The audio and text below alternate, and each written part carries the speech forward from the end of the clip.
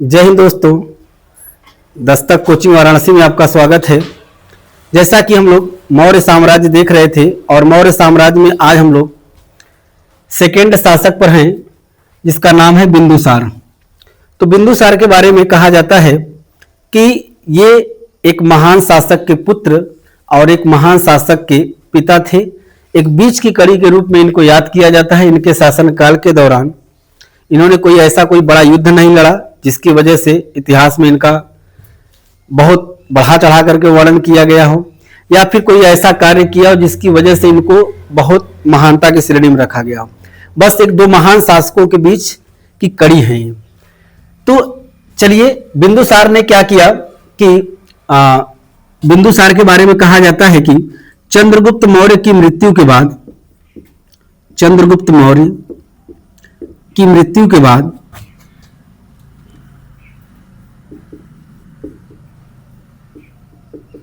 ये गद्दी पर बैठते हैं, ठीक है, राजा बनते हैं। और इनके बारे में कहा जाता है कि इनकी मां का नाम दुर्धरा था और दुर्धरा की मृत्यु हो गई थी जब ये लगभग 8 या 7 माह के थे, तभी यानी कि जब ये अपनी माता के गर्भ में थे तभी इनकी मृत्यु हो गई, इनकी मां का। और सजेरियन विधि से इनको क्या किया गया, निकाला गया अपनी माता के गर्भ से, ठीक है ना। तो भारत के इतिहास में पहले शासक जिनका जन्म शल्य चिकित्सा से हुआ, दूसरे शासक हैं, आगे चल के जब आप मेडुअल पढ़ेंगे तो दिल्ली सल्तनत में एक शासक है लोदी वंश का जिसका नाम है बहलोल लोदी, उसका भी जन्म इसी विधि से हुआ था, ठीक है। अब बात आती है कि चंद्रगुप्त मौर्य की मृत्यु के बाद जब बिंदुसार गद्दी पर बैठे, इतना बड़ा साम्राज्य उनका था, तो इन्होंने क्या किया, उस साम्राज्य को बनाए रखा। उस साम्राज्य को क्या रखा, बनाए रखा। इनके शासनकाल में एक विद्रोह होता है तक्षशिला में। गांधार की राजधानी है तक्षशिला, और गांधार की राजधानी तक्षशिला यहां पर विद्रोह होता है। तो पाटलिपुत्र से इन्होंने अशोक को भेजा था विद्रोह को दबाने के लिए। सम्राट अशोक यहां पर गए थे, ठीक है, उस समय राजकुमार थे।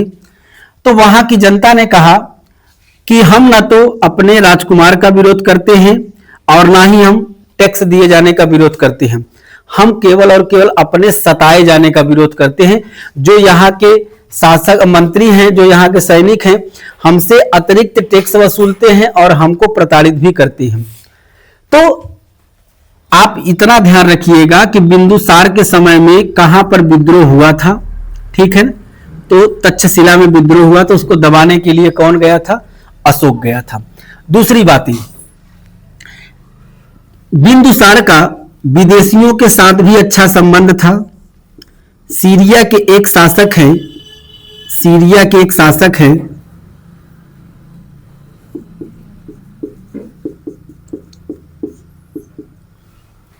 एंटियोकस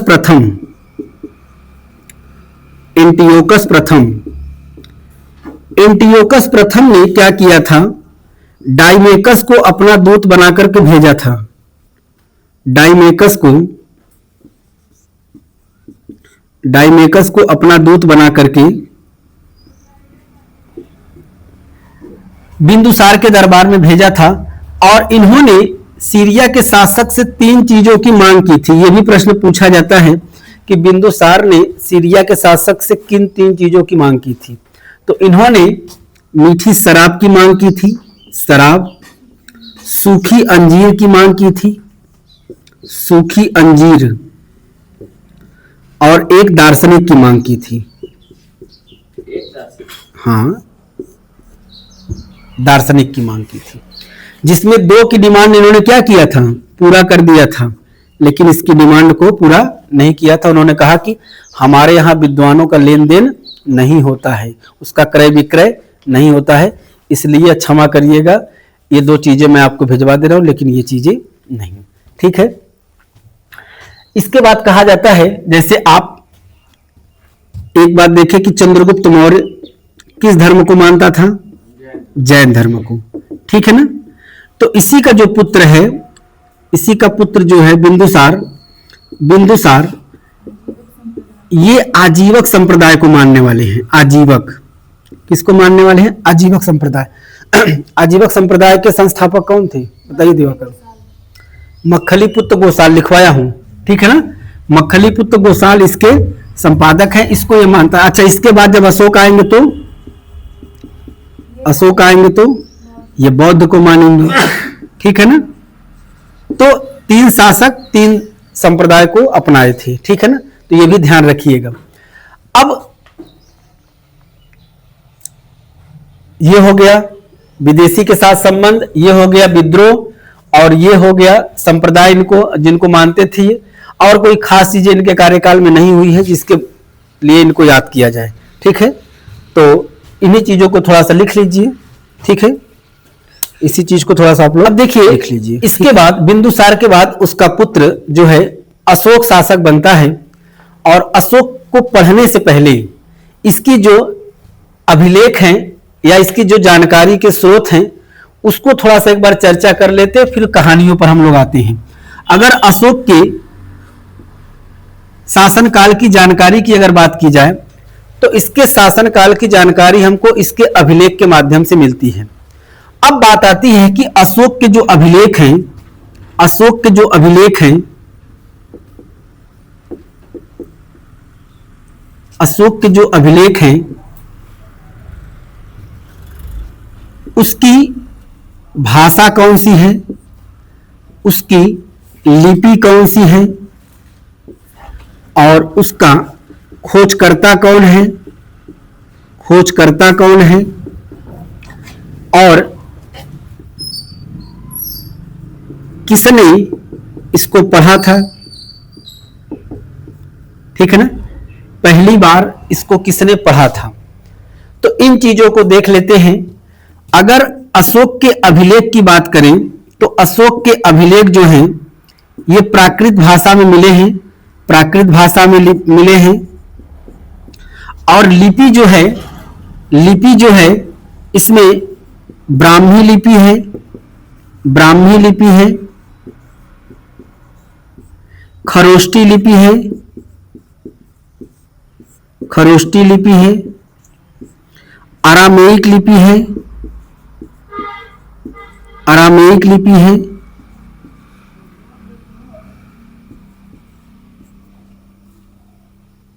और यूनानी लिपि है, यूनानी लिपि है। इन 4 लिपियों में अशोक के अभिलेख प्राप्त हुए हैं, ठीक है। अगर इसके खोजकर्ता की बात की जाए तो 1750 ईस्वी में, 1750 ईस्वी में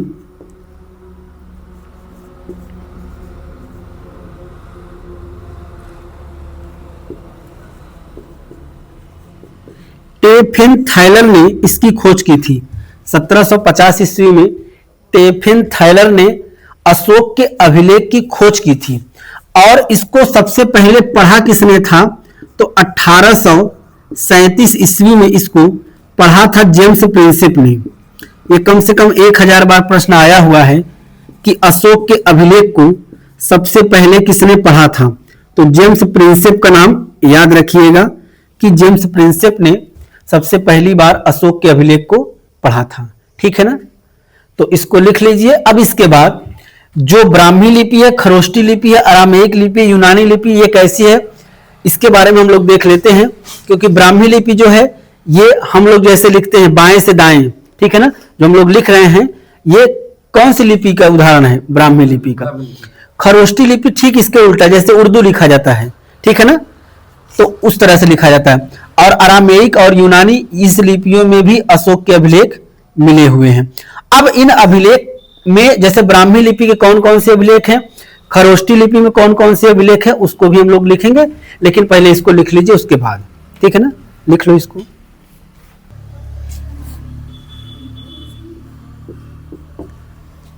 अशोक के अभिलेख की अगर बात की जाए तो अशोक के अभिलेख 4 लिपियों में मिले हैं। पहला है ब्राह्मी लिपि, दूसरा है खरोष्टी लिपि, तीसरा है अरामेइक लिपि, चौथा है यूनानी लिपि। अब इसमें आप लोग लिखिएगा, एक लाइन ऐसे लिखिएगा, ठीक है ना, ऐसे ऐसे करके एक एक लाइन इसमें लिखिएगा। यह बाएं से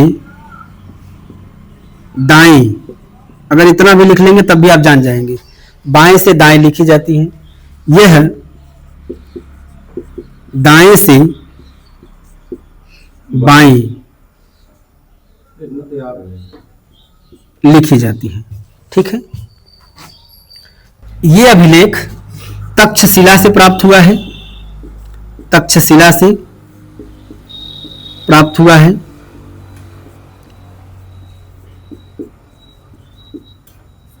और हाँ, या अरामेइक लिपि में जो अभिलेख है बेटा, ये तक्षशिला गांधार से मिले हुए हैं।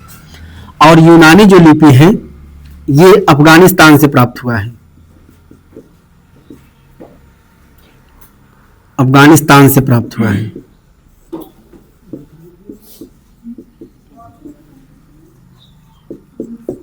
अफगानिस्तान से प्राप्त हुआ है। ठीक, अब इसमें कौन कौन सी लिपि है इसको लिख लेते हैं, क्योंकि ये पूछा गया है।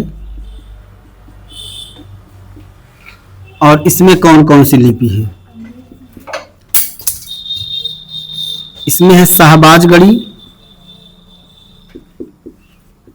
शाहबाजगढ़ी और मानसेहरा। ये 1000 बार पूछा गया है, यही दोनों को पूछा जाता है, खरोष्टी भाषा, शाहबाजगढ़ी और मानसेहरा। ठीक है ना, और इसमें लिपि में मिले हैं ये चीजें। ठीक है ना, और कहाँ कहाँ से मिले हैं ये चीजें आप लोग लिख लिए हैं।